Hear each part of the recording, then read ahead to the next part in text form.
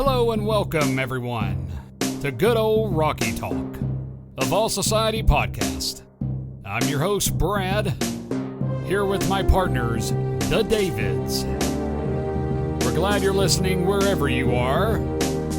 This is Good Old Rocky Talk. Welcome back to episode 2 of Good Old Rocky Talk. I'm your host, Brad Frank, along with my partners, David Dees and David Morrison. How we doing, guys? What's up, Brad? How are you? Doing just fine. Morrison, how you doing, buddy? I'm doing very well, and I hope Deion Sanders doesn't have my receipt because I may have said something negative about him back in the summer. Oh, he's got receipts. We all know that. Man, we're going to get into that topic a little bit later in our podcast, but hey, yeah, shout out to Deion. Hey, if you didn't believe this guy before, man, if you don't believe him now, you're crazy. This guy, wow. That's all I'm going to say. But we'll talk about that a little bit later in the episode. Guys, yeah, it's great to be back with you. As you know, if you listened to the podcast last week, we know that we all three got together in Tennessee and watched the game, and what a day that was. I just want to thank. Let's give David Dees a shout out for hosting us. He and his wife. My gosh, you talk about a great day. I'm telling you, it was a perfect day. We had food like no other. You talk about a spread. Morrison, am I wrong on this? It was amazing, right? Yeah, thanks to David's wife for hooking us up. She fixed a lot of the game day snacks, and kudos to her. And kudos, by the way, kudos to your mother, Morrison.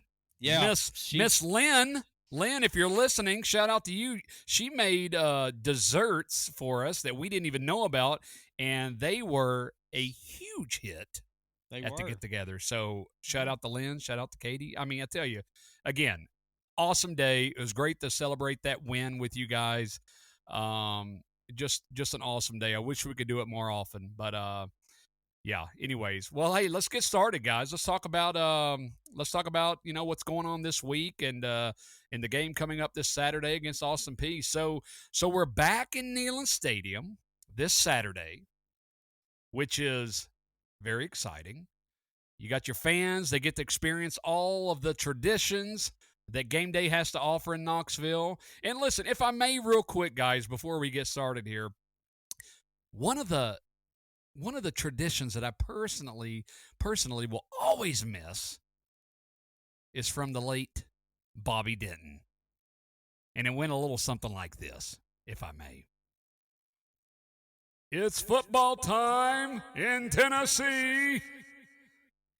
Today's concession prices are found on page 99 of your souvenir program book. We urge you to pay these prices, and please pay no more. I hope I did that justice, guys, but I had to do it. Can't beat Bobby Denton, man. You can't beat Bobby Denton.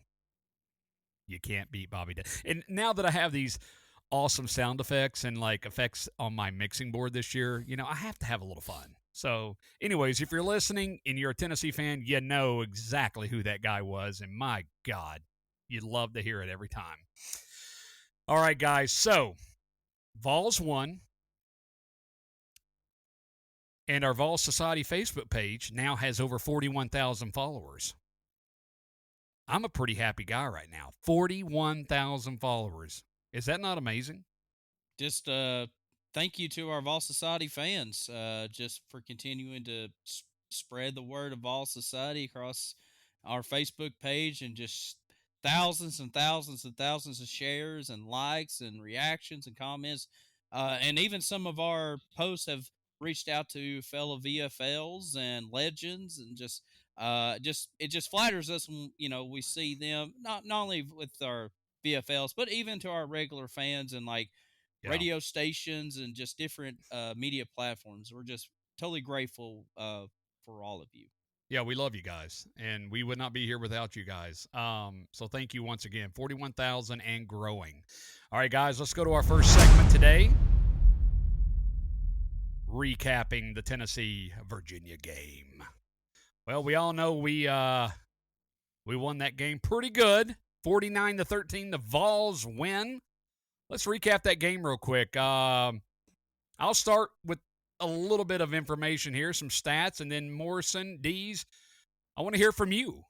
Your thoughts on the game, what you thought about it. But it looks like, let's see, Joe Milton, 21 of 30, 201 yards and 2 touchdowns. Hey, can't complain. Not a bad day for him. When you go to the running backs, you had Jalen Wright, 12 carries for 115 yards. I was I knew he had a good game, but I didn't know he had over 100. That's crazy. I mean, not a bad game for Wright at all. And then I like to see that other people were mixed into that and had good success, including Jabari Small for 13 yards, 67 yards. And, man, we talked about this in person on Saturday, but Dylan Sampson, boy, he was at the right place at the right time many times, right? 13 for 52 yards, but he had 4 total touchdowns. Is that not amazing?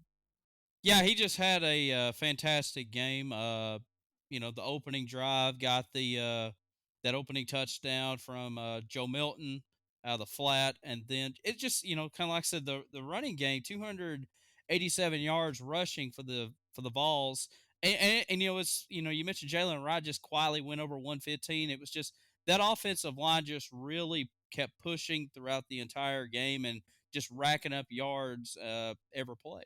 Well, now I know it was just Virginia, but David Dees, were you at all surprised in our running game at all, especially just the amount of different folks back there at running back that contributed and made big plays? Were you surprised at all by that?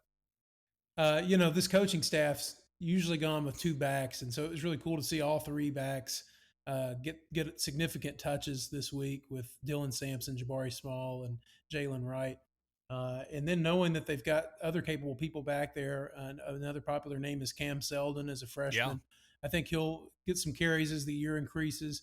I was just really key to see what that offensive line would do. And of course, that's an inferior opponent. Virginia's not very good at all, but it was nice to see them have their way. When they wanted to put their foot down and pound the football, they could do it pretty much anytime they wanted to. We gashed them the whole game. So it was nice to see and really exciting for the future of three of those guys at running back. Yeah, and then when you go to wide receivers, let's see, you had Ramel Keaton, three for 66 yards. However, gosh, and I know he regrets this, but that throw from Milton to Keaton, that long throw and wide open, and it's very unusual that Ramel would not catch something like that, especially a ball right in his hands. But I'm sure he wants that one back. But anyways, 3 for 66 yards. Squirrel, 6 for 45. Now, he did get injured, and people were asking what's the status of his injury. If you heard the Heupel presser yesterday, he's completely fine. It was just a timing issue that, he did get a little banged up, but they said just where it was in the game that there was no need for him to go back into that game. So he's fine. He'll be back. Nothing to worry about there. And then my big boy, Brew McCoy, 2 for 21 yards. Here's the interesting part.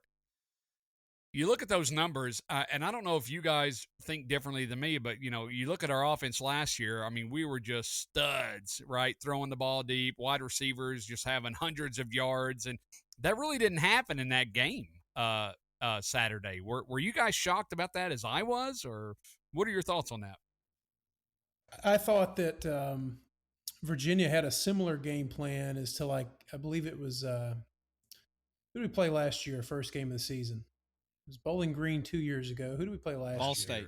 Ball State. Ball State. It was really similar to Ball State, where they dropped their safeties back and really just tried to keep everything in front of them all day, tried to avoid giving up big plays. So they were willing to sacrifice us running the football on them like that. They didn't want us to throw over the top of them. So I think a lot of that had to just do with the defensive scheme and kind of what they tried to limit us to. And I think we'll see that a lot as the year goes along. People trying to make Joe Milton beat him in the intermediate passing game and, also with their running game. But, yeah, I thought a lot of that just had to do with the way they defended us and what they chose to try to take away. Interesting. Yeah, Morrison? Yeah, like I said, the offense, for the most part, did what they had to do to take care of Virginia. I'm just looking at the defensive stats here, and I tell you what, our defense came out to play on Hey, Saturday. you are not lying. And we'll get into that now. And I want to hear from you, Morrison, on that. But yeah, as far as defense goes, you know what it was? We kind of talked about this Saturday, too, when we were together. But it's like a complete opposite of last year, where Mm-hmm. offense was awesome, defense was, and offense wasn't that bad Saturday, but No. our defense Saturday, and again, it's Virginia, we understand, but boy, did they show promise. I mean, these guys were crushing it. And a few names real quick that I want to, I want to give shout outs to. How about freshman? And is it Davin? Is that how you say it? David Hobbs, Hobbs. Davin. Yeah, Davin Hobbs, 3 tackles. Freshman Davin Hobbs with 3 tackles. And then how about our guys, James Pierce, Tyler Barron, each having 2 sacks.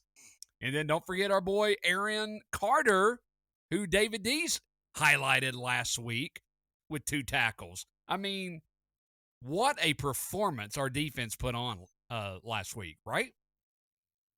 Yeah, absolutely. I mean, they were just wrecking havoc all the whole game. And I remember, I can't remember exactly what time of the game it was, but I remember Virginia was going to run a read option on 4th down, and both of our defensive players just crashed it immediately. Took out the running back who didn't have it, and then took out Tony Musket, who was on the read option. It was just bang, bang right out of the gate. I mean, Yeah. just you got to give credit to Tim Banks, Rodney Gardner, Brian G. Marie, and even Willie Martinez. That entire defensive coaching staff was ready to go. I mean, you didn't have to prepare much for Virginia, but just going through at the end of the Orange Bowl through spring practice and to fall camp, they had their guys ready to go. And, I'm very optimistic to see how they're going to react as we go deeper into the season. But, A plus performance after week 1.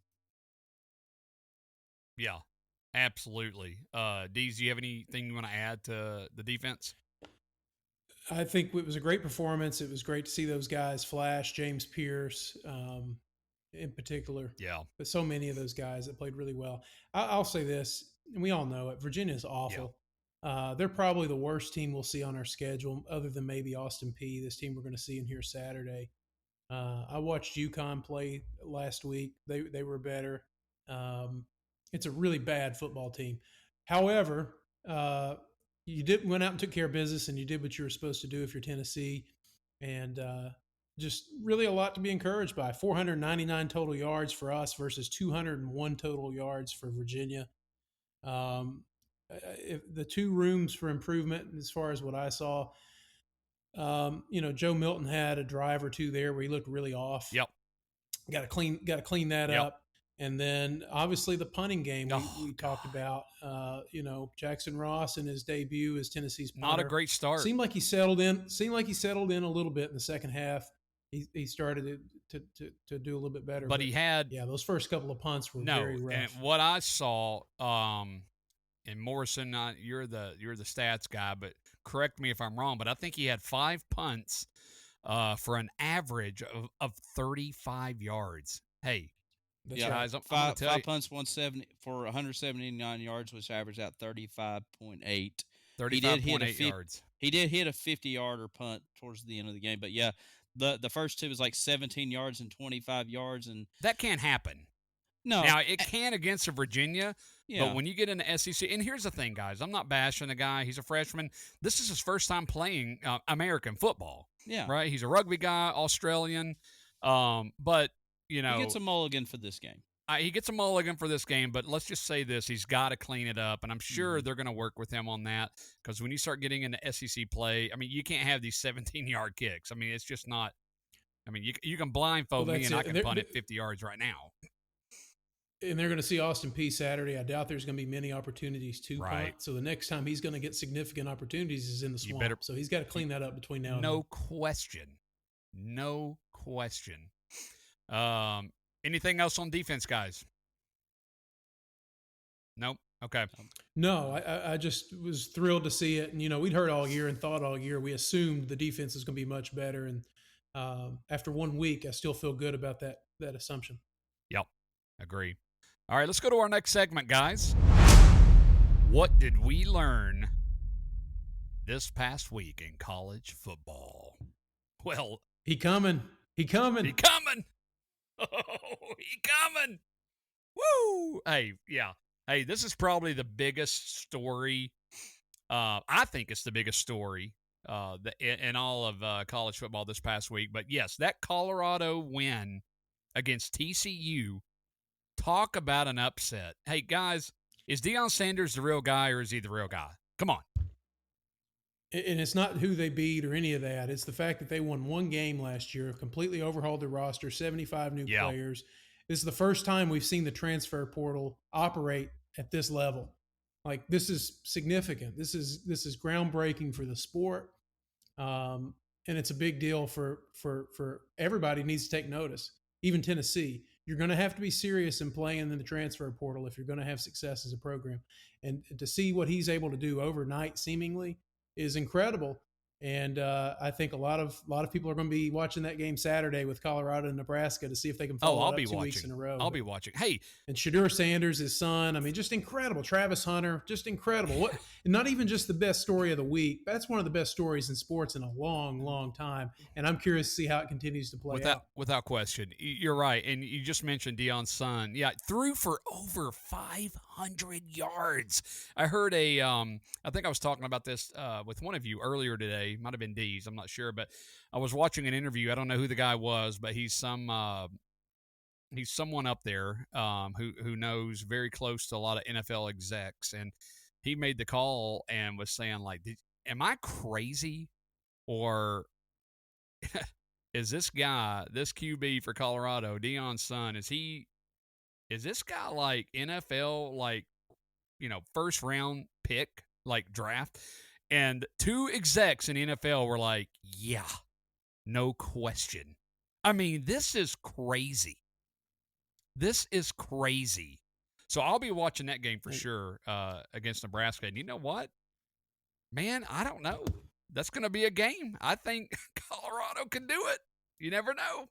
I know there's going to be a massive overreaction, especially in the gambling world over this, but I've watched both those teams play. I've seen Nebraska and I've seen Colorado. I think Colorado's going to beat them by a couple of touchdowns. I wouldn't doubt it.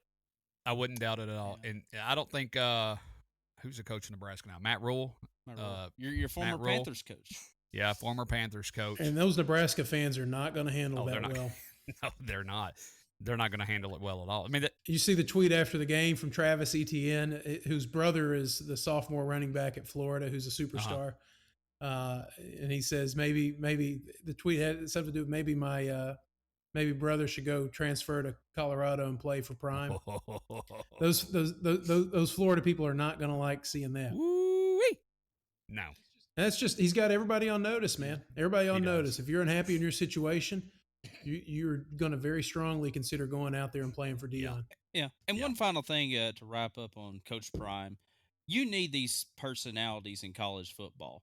I mean, you look at the Tennessee baseball team. Tony Vitello, kind of a somewhat of a wild personality, kind of beat to his own drum. You got to have those. And I know we have our run-ins with like Coach Spurrier, Kiffin, but they have these big over-the-top personalities. It's good for the sport, it's good for the game, good for the sport, and it gets people interested. And Coach Prime fits that mold too. I know we're talking about what's happening this past week and what we learned, but I'm looking forward to this week to get to see Colorado, Nebraska, and Texas, Alabama. Yes. I'm just so excited. I can't remember the last time I was this excited for stuff outside of Tennessee in college football. It's been so vanilla. Yeah. It's the same teams every week that you're paying attention to. Well, guess what? Those days are over. Transfer portal. There's tons of the transfer portal. There's tons of variety now. It's providing parity. Yep. And I love it. It's making it much more interesting in my opinion. It is. I could not agree more. Those days of it just being an Alabama or a Clemson those days are over, boys and girls. It's over. Yeah. And segueing from that, take a look at Clemson last night. Gosh. There's a prime example. I was so excited. We're watching the fall of Dabo and the Clemson Tigers, I think. You're absolute. Hey, You heard it here on Vol Society, guys. The fall of Clemson. Those days of Dabo dominating. Hey, I hate to say it, but it's over.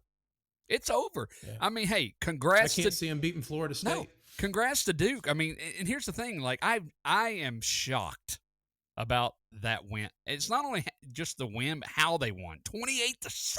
Oh, they were clearly the better team. Clearly. Did you see the press conference Dabo got? It was kind of pathetic, but he's like, I can't remember what he said, but he said, in all my years of coaching, that he said something like, I've never been a part of a game like this before. Like he was just, I mean, I think he's going to put the show And on. meanwhile, his former starter is out there at Oregon State tearing it up game one for a top 25. I'm telling you, I know. They're done. I know. Yeah. I know. So that was awesome to see. And then let's go to How about Florida State LSU? Well, that's what I wanted to go to next. SEC related this past week. Guys.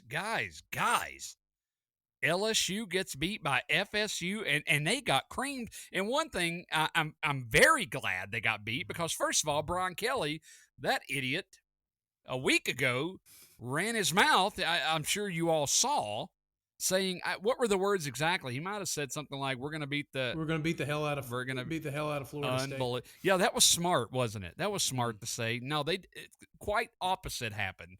So FSU destroys LSU. Then you have South Carolina here in Charlotte.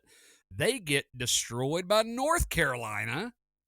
Congratulations, Coach Mack, 100 line. wins at North Carolina. Absolutely. And then Florida. Their offensive line is atrocious at South Carolina. Atrocious. I can't wait for the revenge game. Yeah, they better get the yeah. And then Florida Gators. Woo-wee. Yep. They get beat by Utah. Now listen, I've had argument after argument with people this week. You don't understand. Utah's a great team. But I understand that. They are a good team. I'm not saying they aren't. However, Florida gets beat by their third and fourth string quarterback. And they got beat pretty good. I mean, I know the score. I don't know what the final was. It doesn't look as bad, but I'm going to tell you, I watched. I'm going to tell you right now, I watched that game. I'm sure you guys did too. They did not look that good. No. They've got a lot to work on, buddy. That's all I'm going to say. They look slow. They look slow on defense. Yep. Their offensive line looked pedestrian. Their defense looked pedestrian. Their quarterback looked out of place and lost. He looked lost. The game. Hey, you put pressure on that guy. The receivers are mediocre. Yep. I couldn't agree more. So a lot of losses. They can't run the football, and if that offense can't run the football, they're in serious trouble. Major trouble. That's what their offense is built to do, and they couldn't do it against Utah. We'll see if they can do it here in a couple of weeks when we go to the swamp. But yeah, they couldn't do it against Utah. No, that was just so great to see. So we had a few losses, SEC losses, and most of those, if not all, I am very excited about. So it's good to see. I'll tell you, that Florida game makes this Tennessee-Florida game, if it wasn't already, it's definitely a must-win game, in my opinion, for Tennessee. No question. It's a chance to beat them 2 years in a row. No question. It's your chance to assert yourself over them in recruiting, and just overall perception of where both programs are headed. It's a big game, and imagine there's already heat on Billy Napier. If Tennessee goes down there and wins in the swamp, it's just going to continue to get turned up on Billy Napier. Yeah, no question. And Florida and Tennessee are both playing cupcake games, so you're not going to take anything out of both of them. Our game against Austin Peay, Florida's playing McNeese State. Even if Florida wins 50-0 over McNeese, you're not going to get anything out of it. Everybody's still going to go back to that Utah game, and you know, I don't gamble personally, but you know the way Vegas aligns, Tennessee's going to be a big, heavy favorite going into the swamp in a couple weeks. Yep. And don't get me wrong, it's always a tough game. History says it's going to be tough. It's going to be close. We'll see. It will be. I think Tennessee's a much better team based on what I saw this past week. But you know, they played Utah and we played Virginia. So who knows? But we know that anything can happen in a swamp. It's a game they should win. But we can win it. Yep. Period. Let's go to our third segment, guys. Mailbag and social media comments. We have a lot. I'm going to try to go through this as quick as possible, but I actually we did a few posts this past week asking our fans on Facebook to leave us a comment, ask us a question, and we'll mention you on the podcast this week. So first of all, we want to thank you guys for doing so, and we'll get started with our first one. First one comes from one of our loyal followers, Kevin Huckabee. Kevin, thanks so much for the question, buddy. So here's his question. Do you guys think we will put our subs in pretty early this next game so we don't have any unnecessary players get hurt before the Florida game? Go Vols. It's a good question. Personally, I think we do this game. And let me know if you guys what you guys think on this. I was actually a little shocked that we didn't see it happen a little earlier last week. Some of our subs, in particular Nico, but I have to think we have subs coming in for at least the second half and staying in against Austin P. I mean, do you guys agree with that? What are your thoughts? Yeah, I agree. I'm not expecting the starters stay in long unless something crazy happens that we're in a close game with them. But I expect your starters will play 2 quarters. You may start seeing like maybe some of the positions that have very deep players, defensive line, maybe linebackers, start seeing some early substitution, wide receivers, and then by the time halftime, right after halftime, if we have a significant lead, then you'll see Nico, then you'll see Caleb Webb, kind of very similar to what you saw with Virginia. And maybe even see like third string players come in against Austin P. And it seems like knowing Josh Heupel the last couple of years, especially in these type of games, these cupcake games, he plays a lot of guys, plays a lot of freshmen in these significant games, and gets these players some reps and some experience just in case injuries do happen. And you don't wish injuries on anybody, but they do come with the game. Yeah. But they'll be ready to go because hey, the old cliche is next man up, or you got to be ready if you're on the Well, bench. and to your point, Morrison, I really, really want to see Nico come in earlier this Saturday because there's not going to be many opportunities for him to do so. And right now, this is my take on this. We need to get him in, get as many reps. In fact, with even some of the first string receiving core, so that he gets his reps in. Because here's the reality: people get hurt, and if Milton gets injured, he's our guy. And Nico is so young; he needs to gain experience and get more and more reps. This is a perfect game to do that. So I really hope we put him in much earlier than we did last week, because you never know what can happen, right? So, anyways, David Dees, your thoughts? I totally agree with you guys. I hope we get as many reps for Nico and a lot of those younger offensive linemen that we're trying to bring along and build some depth. I know they're playing with several different combinations there while Cooper Mays is out, especially. So I think just as much work as you can get to those guys, the better. And there's really not a lot of good that can come out of a game like this with your starters. Yep. It's pretty much just go up, take care of business early, get a big lead, and then get everybody out so you can move on to the swamp as healthy as possible. Absolutely. Let's go to our next question. Comes from longtime friend, one of the greatest band directors in the South, John Burroughs. John Burroughs, a legend in Southeast Tennessee, folks. All right, John, thanks for the question. I think we all agree that on 9/16/23 versus Florida is going to be the indicator of how the remainder of the season is going to go. I would agree with that. That said, what are the keys to victory that day, having seen our strengths and areas to strengthen? I think our concern around the O line were generally answered with 12 different young men playing and looking strong on nearly every offensive rep. The Gators will have video and prepare to stop our amazing three-headed run attack. Okay. Good question. Morrison, what are your thoughts? Yeah, I agree with what Mr. B is saying as far as the offensive line and just getting everybody healthy, and we'll see if Cooper does come back to play. The key to me when you go down the swamp is not only you got to battle the crowd down there, but you got to turnovers and penalties. That's the two big things when you try to succeed on the road. Limit your turnovers, limit your penalties. Yeah, you're probably going to have one or two calls that going to be head scratchers or controversials, but pre-snap penalties. Like I said, Joe Milton really hasn't played a real true road game. Yeah, he played at Vanderbilt, but that was 99% Tennessee fans at Commodore True. Stadium.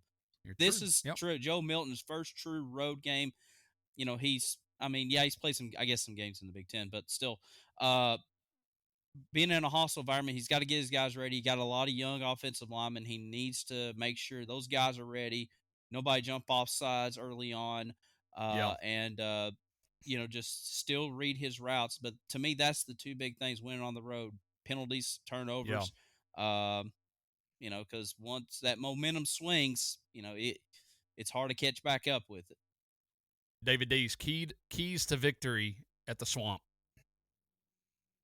Yeah, I think number one is consistent quarterback Mm-hmm. play. Joe protecting the football, making good decisions is number one. Uh, like Morrison touched on turnovers and penalties are always huge. You got to limit those to be able to win on the road, and then also force some turnovers, which I think our defense is going to have the ability to Yeah. do. Last year, Florida was in that game last year, and it was because of Anthony Richardson. Well, he's gone now. They got Graham Mertz, and their whole deal is going to be to try to run the football on Tennessee. They're not built to come back from to score a lot of points. They're not built to come back from huge leads. So I think if Tennessee can go out and jump on them early, I don't think Florida is going to be able to handle that very well. Especially built the way they are this year with Graham Mertz at quarterback. I think we're going to be able to get to him. I think we're going to be able to sack him and get him on the ground. So basically, I think it's just go out, execute on offense like we know that we're capable Yeah. of doing, and then maybe force some things on defense, force some turnovers, and and then clean up the special team stuff. That stuff will get you beat on the road too. Amen. You go out and shank Amen. some punts. You go out Amen. and fumble a punt return. That stuff will get you beat. So don't give them anything down there. Go down there, take the game from them. They're not going to lay down. They're not going to just give up and give us the game. You got to go down there and beat them and take it. But I think we have the better football team. Yeah. So let's just go down there and do Yeah. it. Let's go down there and Yep. take it. I agree with you guys. Yeah, my keys to victory definitely put pressure on Graham Mertz, their quarterback. If you watched him against Utah, when he gets pressure, he looks lost. He really does. Our defense looked awesome against Virginia, and I think our guys up front and are really going to put pressure on this guy and going to make him make mistakes. So I think that's one of our biggest keys to victory. I really don't think he's that good after watching the Utah game. So we just got to put pressure on him. Also, run the ball like we did against Virginia. Involve Wright, Small, Sampson, so that it opens up the passing game, right? So if we could run the ball well, it's going to be huge for us. And then, David, you hit it right on the head. Don't make stupid errors on special teams. Clean it up. Don't give them anything. You can do those things. We get a victory at the Swamp. Great question, John B. Let's go to our next question from David Morrison's pastor. I love this. Keeping it local here on Facebook. Scott Packett. Thank you so much for the question, buddy.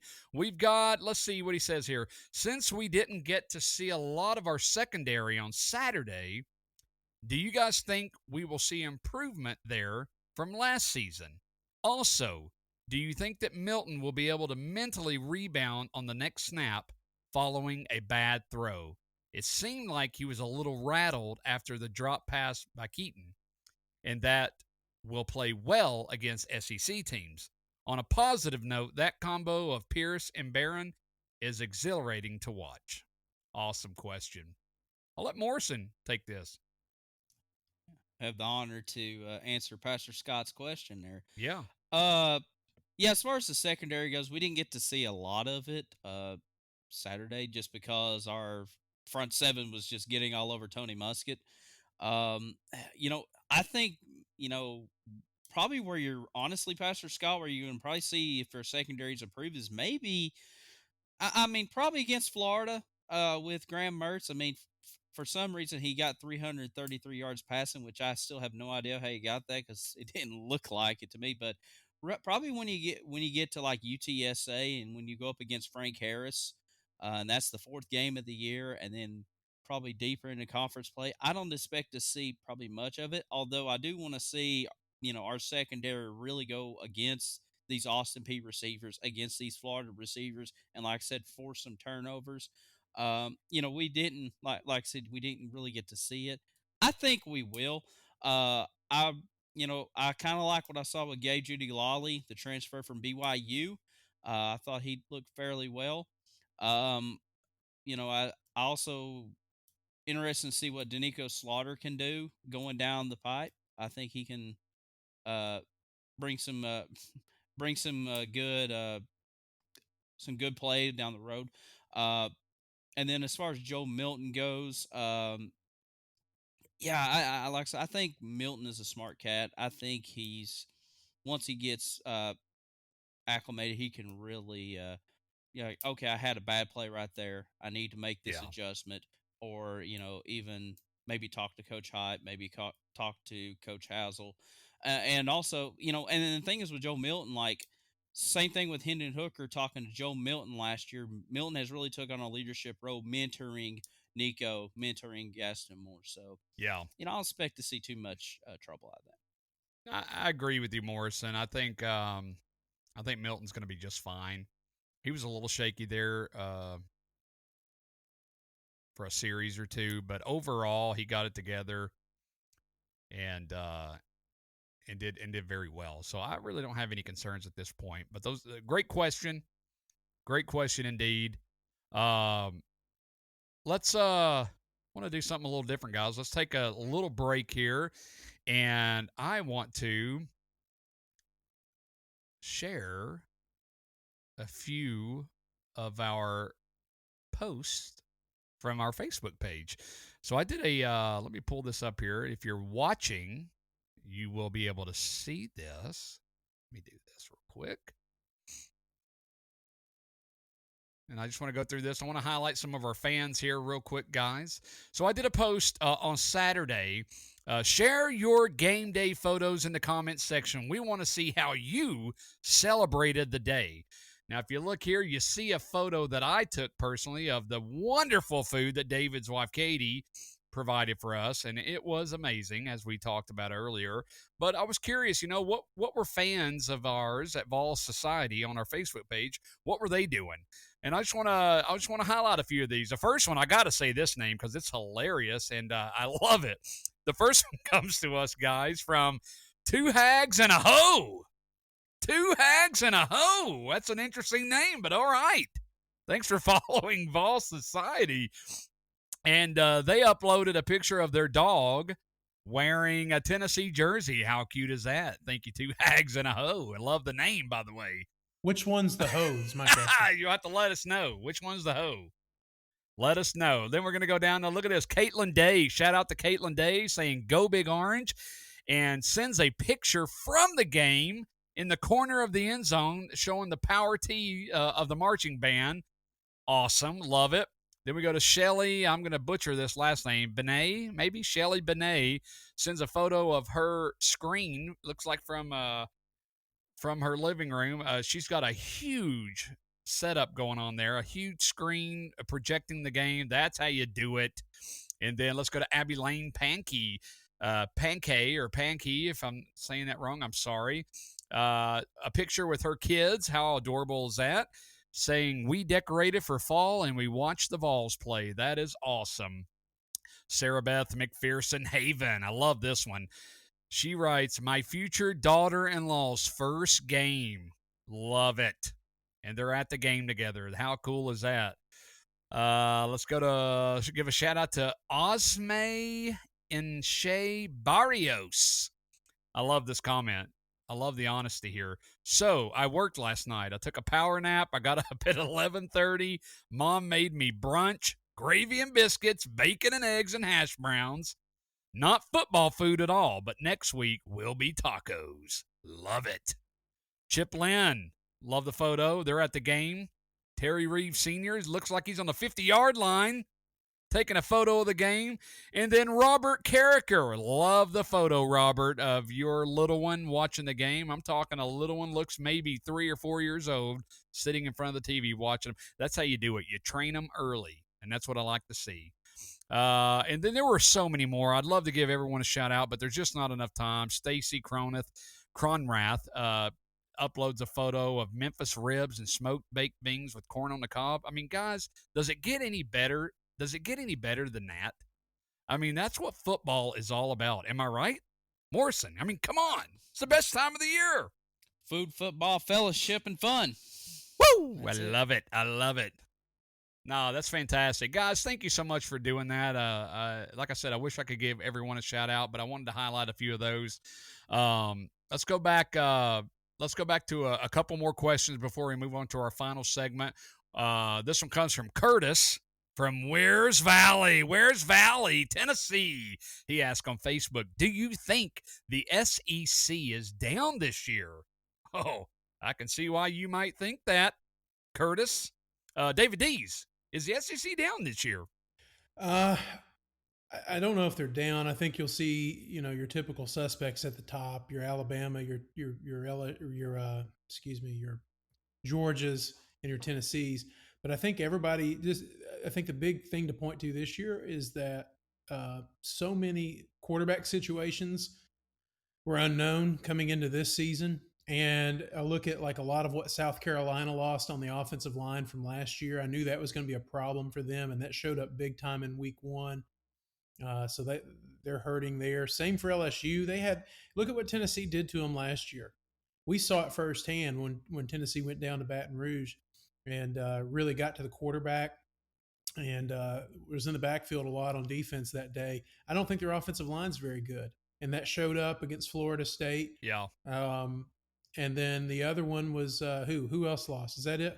South Carolina, LSU. Am I forgetting somebody? Florida. I think that's it. Florida, yeah. Well, we knew Florida was going to be down. So, yeah, I mean, I think it's a fair thing to say. Is the mid to bottom half of the SEC as good as normal? I don't know. Probably not. Right. I think there's some teams that had a good years last year. They're going to take a step down this year. But then I also think there's teams last year that didn't play well, like Texas A&M, that are going to jump up and maybe fill that void. So I don't know. It's still early.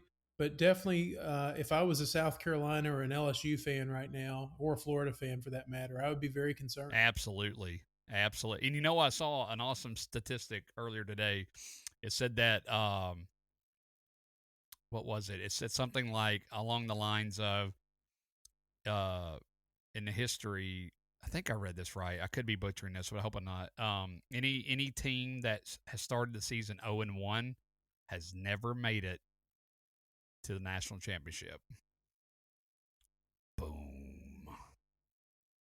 So I do apologize, South Carolina. I do apologize, Florida Gators. Just kidding. But I did read that, and I thought that was interesting. Listen, we've answered so many questions. I'm going to go to one more question before we move on to our last segment, guys, because we're already going on 44 minutes here in the podcast. I want to go to our last question from Martin from Pulaski, Tennessee. Martin from Pulaski. Hey, guys, where's Pulaski? I have no idea. It is in Giles County. And my next question, where is Giles County?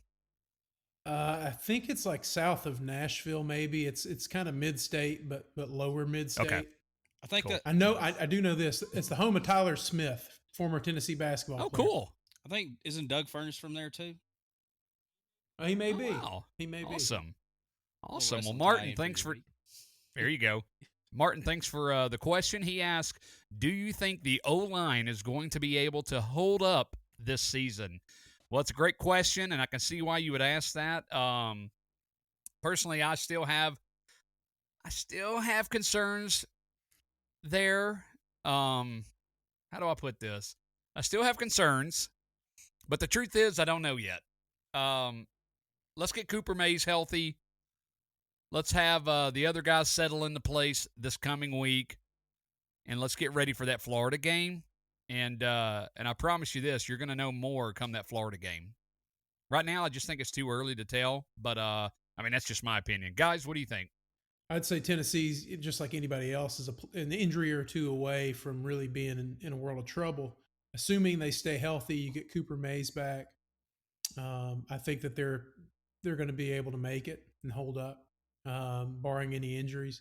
My biggest concern right now is left guard and what they're going to do at that position. Right. I think you're okay at the tackle spots. I think right guard's solidified, center's solidified once Coop gets back. But that left guard spot has really been the spot of contention with him. in So, training camp, and you got Andre Karich there, the transfer from Texas, and he's been battling it out with some other guys. And I don't think he's necessarily what they had hoped they were getting. Is he serviceable enough to make it through a season? We'll see. But you won't know until they're tested against an SEC caliber defensive line and front seven. But I don't know. I came away from Virginia being a little bit more encouraged than I Yeah. was maybe heading into that game. Yeah, Morrison. Yeah, I agree with what both of y'all are saying. It just depends on what happens with Cooper Mays, and then if he does come back, Ollie Lane has been at the center position. Do you put him in that left guard position where you have some question marks, and then kind of do some Yeah. reshuffling? Obviously, I think left tackle is great with John Campbell. We saw him shove the dude into the Titans tunnel last Saturday, or into the cameraman, I should say. Oh my God, that was went viral. We knew it would. That and the Joe That Milton, was amazing. that and the Joe Milton stiff arm. I can't believe we didn't talk about that.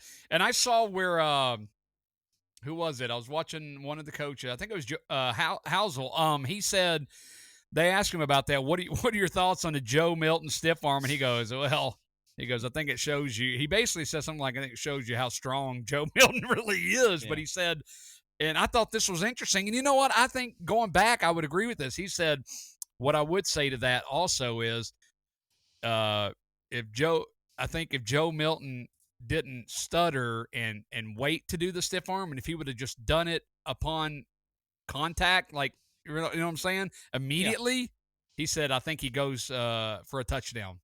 And if you go back and watch that, I would agree with that. Yeah. It looked like it. And I know he's strong and physical, but that's the difference between him and Hendon Hooker. With Hendon Hooker last year, that plays a touchdown. Mm-hmm. Oh, no question. Absolutely. It looked like it. I told you when we were watching it live, I said, well, there's your next big internet meme right there. Absolutely. Oh, it's fantastic. It'll make Derrick Henry happy.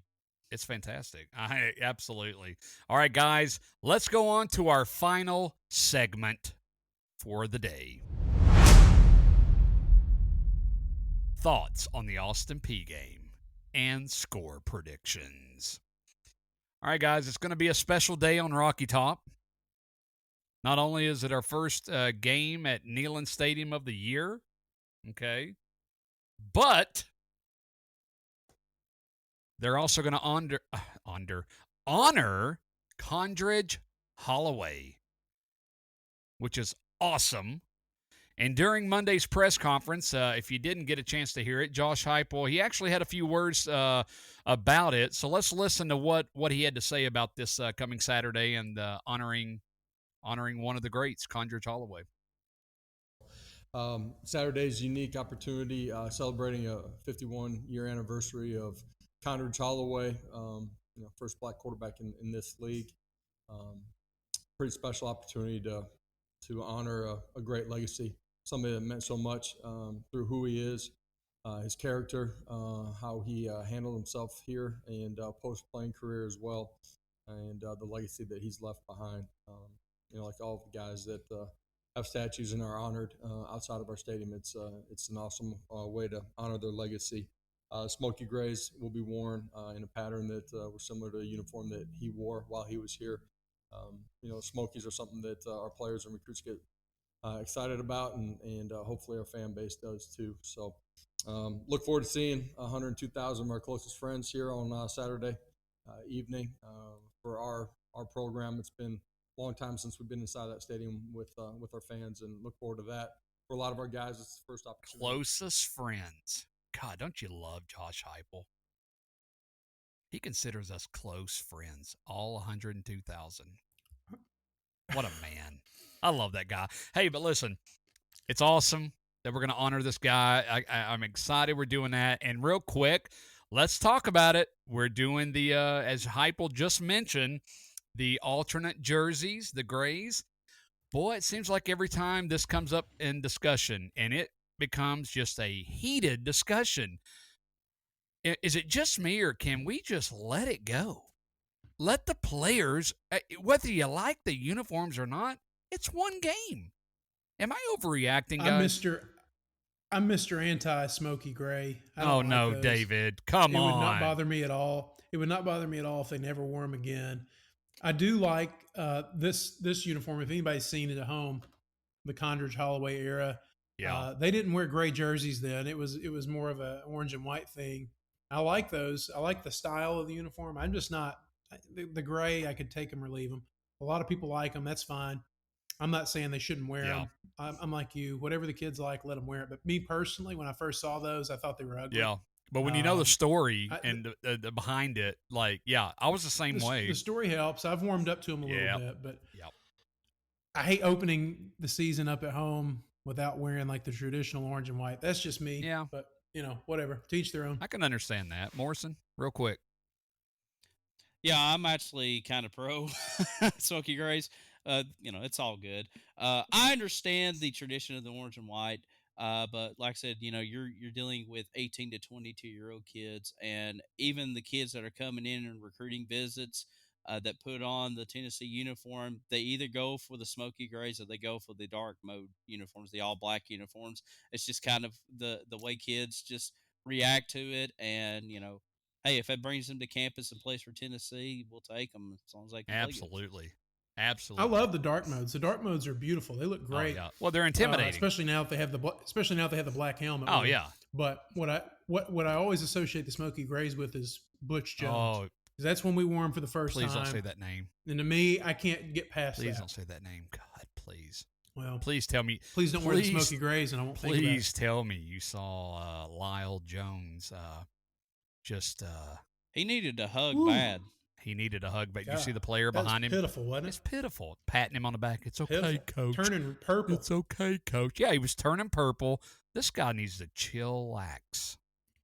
Oof. I don't understand him. I'm so glad he's gone. All right, so real quick about Austin Peay. I don't have a lot to say about this team, guys. I'm not trying to be disrespectful, but listen, this is nothing more than a scrimmage, in my opinion. Saturday. About the only thing I would say positive about it, it's a great game to work out some of the issues we had last week. And again, I mentioned this earlier. Let's get Nico some more playing time this week. All right? I'll go over the predictions here in just a second. Actually, I'll go ahead and do it now. I always ask you guys to go first. I'm just going to go ahead and put it out there for you. All right? This game Saturday is a blowout. My score prediction, 66-7 Tennessee Vols. David Dees. Yeah, I had in my head 63-6. Very similar. Wow. Okay. Morrison? Oh, we'll go 55-0. Wow, shutout. And that's very possible. Yeah, I before we went on air, I did catch some of the highlights last week with Austin Peay against Southern Illinois. Even Southern Illinois was running up and down the field on Austin Peay in their game. And I mean, Southern Illinois is a decent FCS school, but I mean, Yeah. if they're putting 35 at the half on Austin Peay, what's Tennessee going to do? Oh, no question. All right. Well, there you go. You heard the predictions. Anything else, guys? No, just looking forward to another exciting week of college football. And we got the NFL starting up this week too, which is nice. Yeah. And starts off with the Chiefs and Lions Thursday night. But it's a great time of year. Glad to have football back and looking forward to Tennessee going to 2-0 this week. Amen. Morrison? Yeah, just excited for, like I said, the home opener, getting back to Neyland Stadium. Like I said, football is really cranking into gear. Quick shout out. Thank you for everybody tuning into the live stream last Tuesday night. Our biggest regular season viewership. So, like I said, we got a show coming up Thursday. We've had to shuffle around the schedule because of the holiday week. But like I said, tune in Thursday night at 8 o'clock for Vol Society Live with myself. Like I said, I'm not going to break too much about Austin Peay, but come out, hang out. We'll talk for an hour or so about Tennessee football or Tennessee athletics. We had some great participation, so come aboard. We usually do it on Tuesday nights, but this week's on Thursday. All right. All right, guys. Well, that's going to do it for us tonight. As Morrison just said, be sure to join David Morrison this Thursday, 8 p.m. on our Facebook page. That's Vol Society, VOL Society, for Vol Society Live. As he just mentioned, we had an incredible turnout last week, and it was incredible on the live show. We had so many fans asking questions. They took over the show. And that's the way we want this show. So please tune in this Thursday, 8 p.m. on our Vols Society Facebook page. From all of us here at Good Old Rocky Talk, good night and go Vols.